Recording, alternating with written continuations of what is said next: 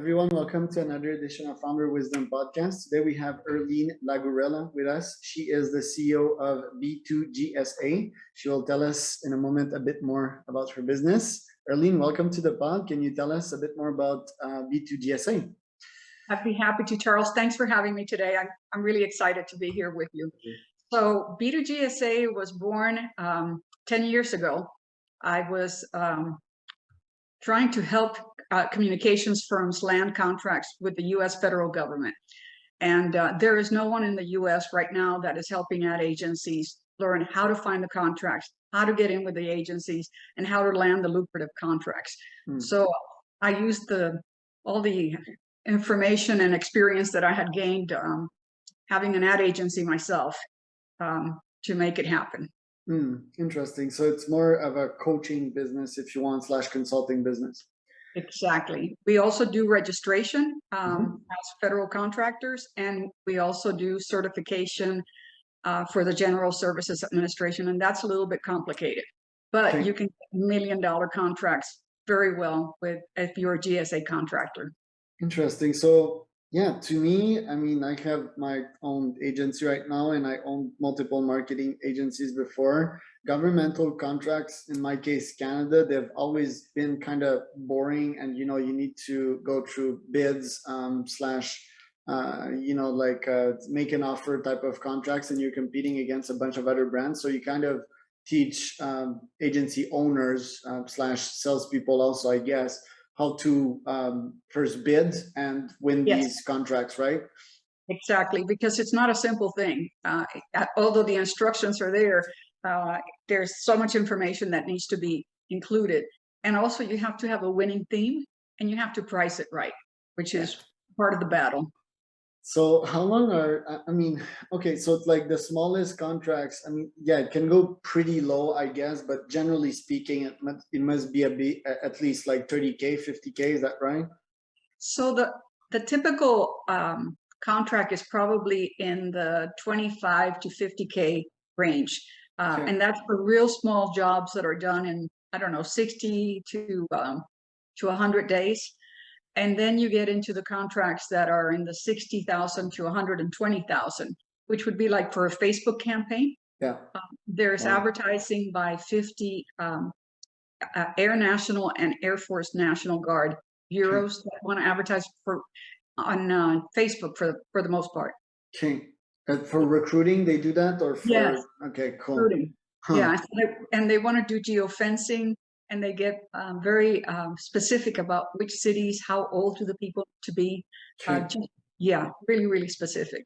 Okay, interesting. And if we go high, well, let's keep to that scale, 60 to 120K, let's say. What is the sales cycle on that? How long would it take me to get a response and eventually a yes from this specific client? So the proposals they give you about 7 to 21 days typically to come up with your proposal. And then you find out within 30 days if you got it. And if you do get it, you start usually within 10 days of contract award. And so most contracts are for 1 year. And now the government is doing 1 year plus option year. So if you did a good job, you can get the second and third year. And in the contracts that are above $1 million, those typically are 5-year contracts. So you start with $1 million, and you get $1 million every year for a contract total of about $5 million. But it can be a lot more than $5 million. There's several agencies that have $100 million contracts. Okay, well, that's very interesting. So typically, let's say that I work with you on this specific contract. You coach me on how to get that specific contract. What are my odds of actually getting this contract? Is it like 5% or 10% if I'm lucky? I try, it's my first contract and I get it. What are the odds of me getting the contract? Do you have these metrics or?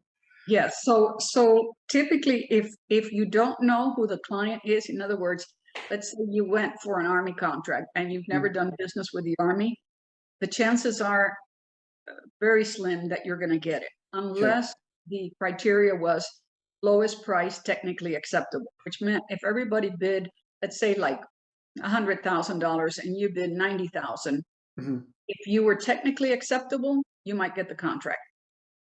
So on contracts that are small, you do have a chance if you're the lowest price, technically acceptable.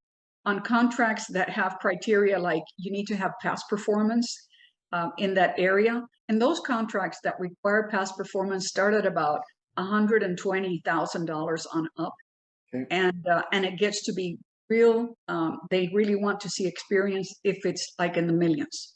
Okay. So it's good because a lot of companies don't have past performance. They have never worked with government, but they do take into consideration your commercial clients. So for example, let's say you did a $100,000 campaign with somebody and you got good results. You can say how many impressions, what were the numbers, what were the metrics, and you can point out, hey, call Joe Blow at this agency, Mhm. and they can call them. That gives you a better start. Okay. And so one of the things to win an account is to get to know your client before you bid. And so that's one of the things that we bring to the table is we get our clients in front of the prospective client before the bids go out. Okay. And the Army, they only take the bids through these platforms. You cannot get like a contract with them in another way, right? So there's several ways you can get in. There's a platform called SAM.gov, Okay. and they publish anything that's over $25,000. Okay. But there are other types of organizations like the General Services Administration that will send out requests for proposals to the people who are certified as General Services Administration contractors. Okay. And then there's one good thing about the US, and that's they help small and minority owned businesses with a program called 8 and the letter A.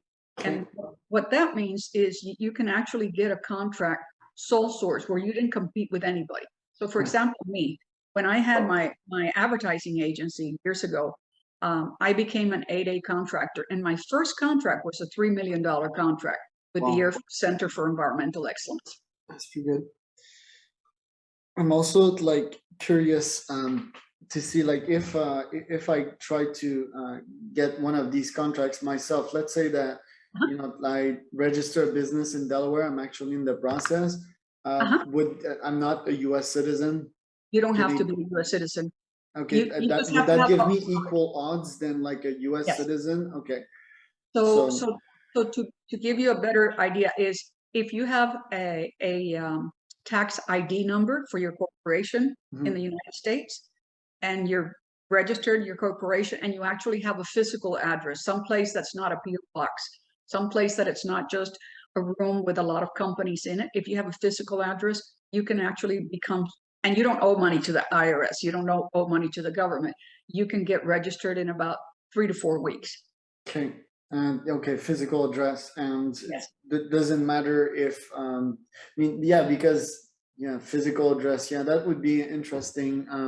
For me personally, I think these contracts can be good. You kind of need a lot of time to master this science. Eventually it can be very lucrative, and especially somebody with your talent. I mean, in direct response and being able to persuade people, Yeah, I don't think the government would have that type of campaign though. That usually they have like they're quite stuck up on these kind of matters. But let's say with Facebook ads, I could definitely see the interest. And let's say that I don't have like direct government military experience. Say that I worked with like a private military company, or a company that that is a sourcer to the actual military. Maybe that could help me to get in a contract without me necessarily having worked with them before, right?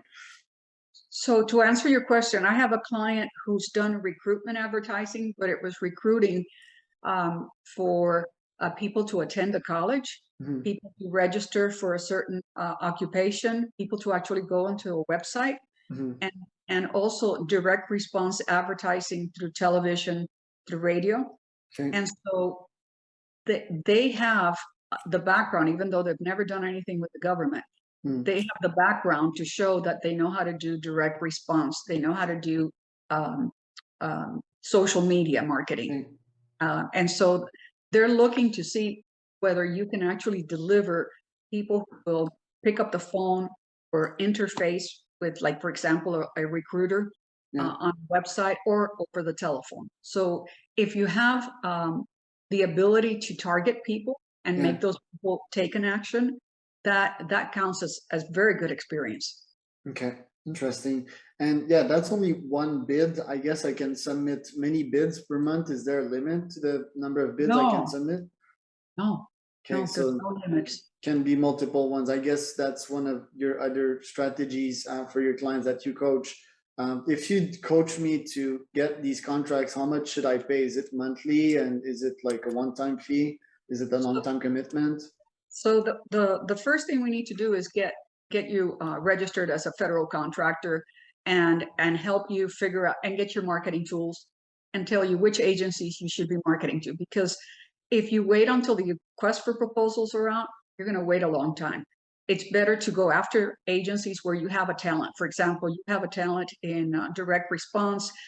So let's go for the agencies, for example, those Air National Guards, Army National Guards that are going after this business.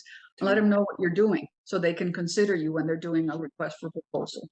And so the first step is like a one-time fee for registration, marketing plan, marketing processes, a marketing tool that you can use, registration on another database. And by the way, there's a preference. There's a 23% goal for the U.S. government to give small businesses 23% of all federal dollars. And so that's like billions of dollars. Yeah, that's a lot of money. Right. And how long does it last, your program? So let's say that we do the branding part and, you know, setting the pieces right on the chessboard. How long after that do you need to coach me till I get like my first contract and my first ROI with your program? So that's an excellent question. So to get registered and get your program undergoing, it's like about a 60-day process. Okay. And then typically I see that the clients who have hired us for 6 months to 9 months get more contracts faster than the clients who just went away once they were registered and had their program going. Okay, interesting. And typically, I mean, why do marketing agency owner do not prospect after governmental contracts? Because to me, it never really fell under my radar. Do you know a reason for that? Yes, because it's very difficult to go after it. And the language is a little bit difficult, understanding the concepts, understanding the rules, the regulations, how to do the proposal. And so a lot of ad agencies will go, oh, I don't want to go through that trouble. I don't have the appetite for it. Or they'll start doing a bid and then they'll say, oh, like I had a client who was with me for 12 months and we were going to go for the big contract. Yeah. And then at the last minute, they landed a commercial client that took up all the time for the 2 vice presidents that I was working with. And they said, sorry, we got to take care of these new clients. Yeah. I mean, yeah, so that can be odd, especially if you worked with them for a while and they were expecting a contract pretty soon. I guess, the sales cycle is quite shorter. And I'm curious, is there like a lot of competition in your niche? Or are you like one of the only person in that niche to help coaching agency owners to get more governmental contracts? So at this time, I think I may be one of a few, if any. I don't know anybody else who does it for communications firms alone. Okay. There are people who will help companies get registered, but they don't do the coaching and training to get them clients. In first place, why did you decide to go in that business? Because I see you've got lots of entrepreneurial experience. Why did you decide to go all in with that? So I was the first woman to have an ad agency in San Antonio, Texas back in '76. And I did very well, but we had some major downturns and people stopped paying their bills. And so I had to re-engineer, do the company again. And after it happened, the second time I went to myself, I want a client who's going to be there year in, year out. I don't care what the economy is doing. And so I started with the federal contracting. And I sold millions every year. Everybody from the Army, the Navy, Air Force, U.S. Department of of Agriculture, Environmental Protection Agency, Health and Human Services, Wow. um, all kinds of different agencies. And we were very successful at doing it. And I learned how to get the contracts, how to keep them, and how to grow them. And in 2010, I said to myself, you know what? I don't think I want to be working this hard. Because when you have employees and you have the big overhead, you got to be selling all the time. And I said, what do I have that might be valuable to somebody else? What have I learned in 35 years of owning an ad agency that somebody would want to even pay me for? And I thought to myself, well, it's got to be government contracting for ad agencies, because it was so darn hard for us to figure it out and become very successful. And so there's thousands of agencies out there that would like to have a piece of that government pie, but they don't know the first thing about, where to start. And that's where we come in. I love to help people. And frankly, if I can help, I say it. But there's people who I just tell them, you know what, you're not set up for federal contracting yet. Okay, like their branding, their wording is not there yet.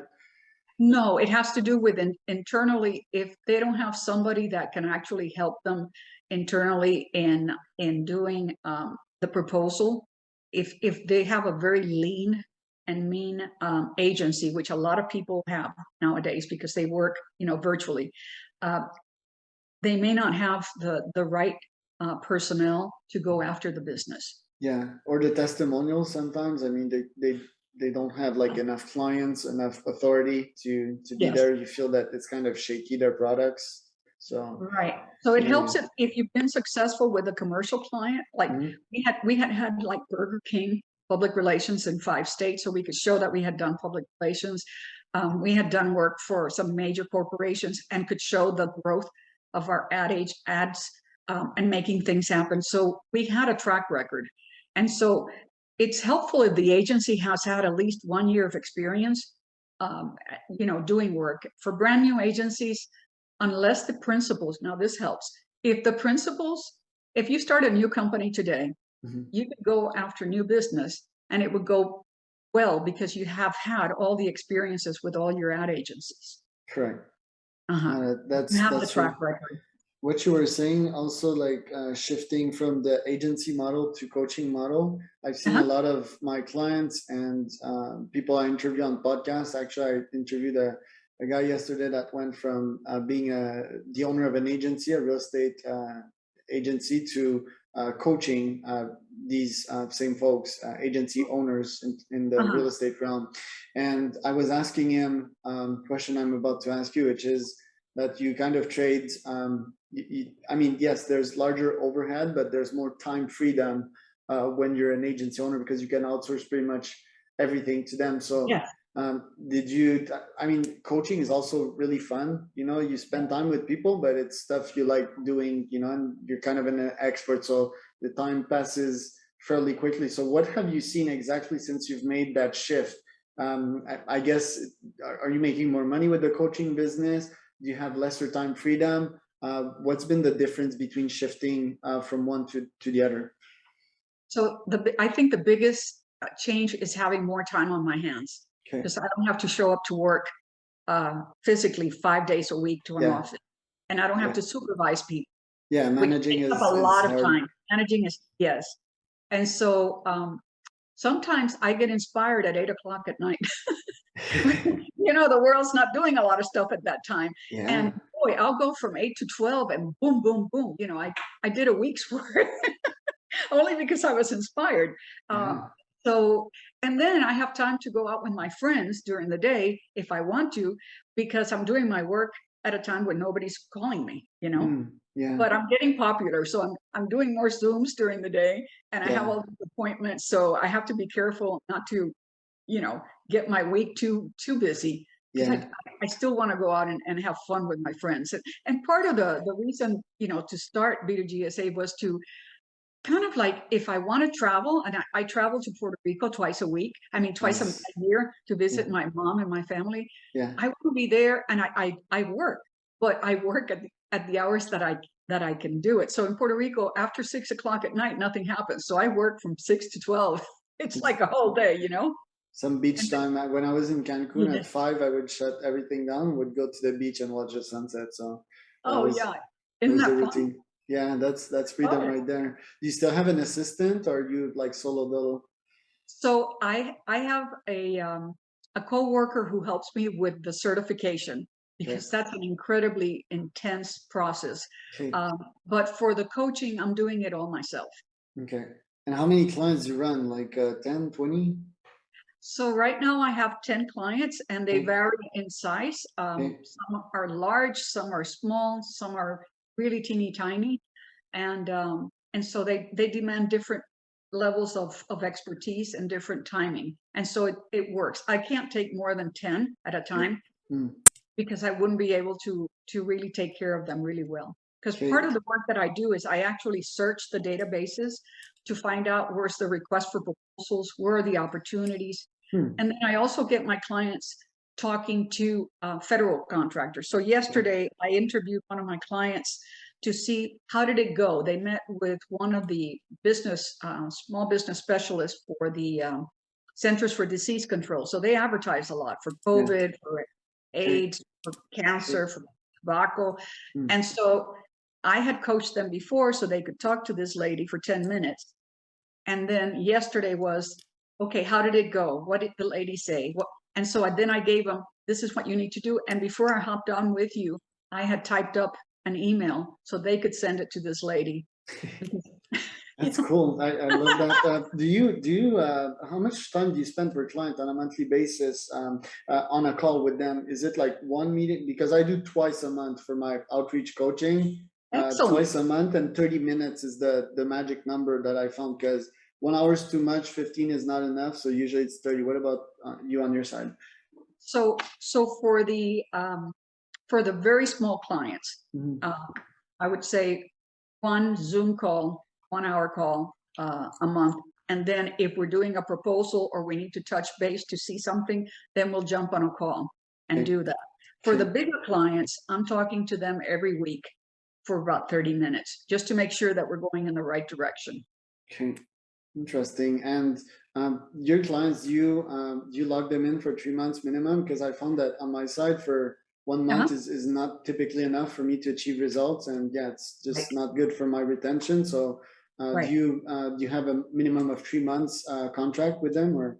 That's my minimum, and then it goes month to month. So some people spend 6 to 12 months. I've had people stay as long as 18 months. But you know, once I train them, they won't need me after 18 months. That's for sure. And usually most people are ready to fly on their own after 12 months. Okay, interesting. Did you think to offer them some kind of mastermind after that, just to keep touch on a lower level, like, I don't know, $500 a month, and you meet every month with like all of your former clients to discuss like challenges and find solutions to their actual problems? No. Do you have any other ideas? I have a bunch like that. We can make another call, but yeah, I have my mastermind on my side, and it's very helpful for my clients. It's also lower ticket, right? So let's say that they don't have money for my higher ticket, I can suggest them that. And it's also very helpful for me because I learn tons from these mastermind. I get very valuable data. Excellent. Yeah, it's been a cool interview. I need to go. You two probably on your side go have fun on your Friday with your friends. And where can people find out more about you just before we leave? Sure. So if they go to www.B as in boy, the number 2, G as in George, S as in Sam, A as in Apple.com, B2GSA. Yeah. Or they can look me up on LinkedIn, Earline Lagueruela. All right. Well, thank you so much, Earline. Thank you, We'll Charles. be in touch. Have a good day. Good weekend. Take care. Bye. Bye-bye.